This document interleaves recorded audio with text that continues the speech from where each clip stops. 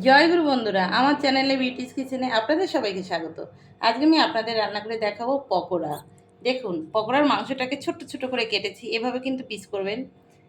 এটা কক মুরগি, তাই এটাকে প্রেসারে কিন্তু সিদ্ধ দিতে হবে। যে কোনো মাংস একটু সিদ্ধ করে নিলেই ভালো হয়।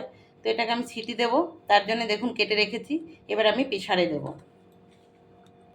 দেখুন বন্ধুরা, এই যে প্রেসারে আমি দিয়ে দিচ্ছি।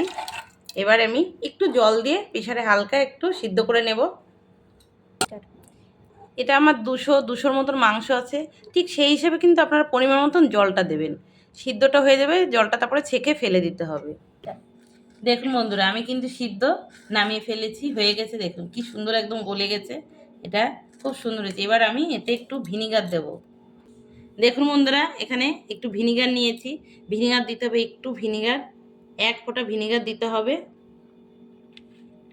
বন্ধুরা, আমি পকোড়া যে করবো, পকোড়াতে দেব আদা বাটা, রসুন বাটা, জিরে বাটা, পেঁয়াজ বাটা, দেব লঙ্কার গুঁড়ি, একটা ডিম দিয়ে দেবো। আমি ডিমটাকে ভেঙে একসঙ্গে মাখাবো। আমি দেব ময়দা, ময়দা এনেছি, ময়দা দেব।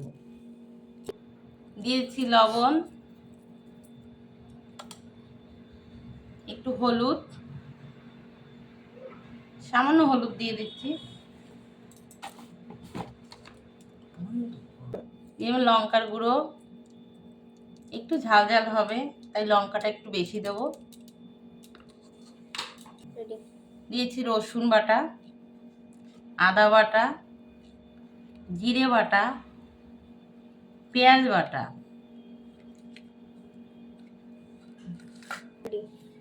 আমি একটু সামান্য পরিমাণে ময়দা দেব। আমি দিয়ে দেবো বেসন, বেসনটাই বেশি দেব, ময়দাটা কম, বেসনটা বেশি।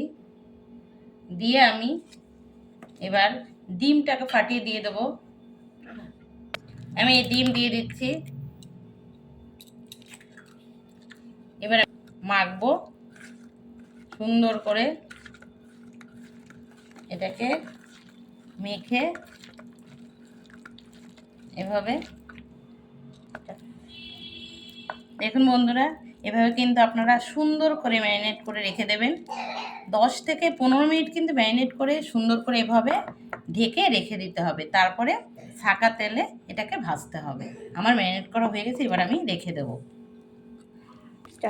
বন্ধুরা, আমার ম্যারিনেট করা হয়ে গেছে। দেখুন, এবার আমি এটাকে ভাজবো। আমি কড়াই বসিয়ে দিয়েছি, কড়াতে আমি তেল দিয়েছি, সাদা তেল। সাদা তেলে কিন্তু পকোড়া ভাজতে হয়। দেখুন, এবার তেলটা গরম হবে। দেখুন আমার তেল গরম হয়ে গেছে, তেলটা একটু অল্প অল্প আজেই রাখবো। আমি দিয়ে দিচ্ছি। এটা কিন্তু ছোট ছোট করে, পকোড়াটা কিন্তু ছোট ছোট করে করছি।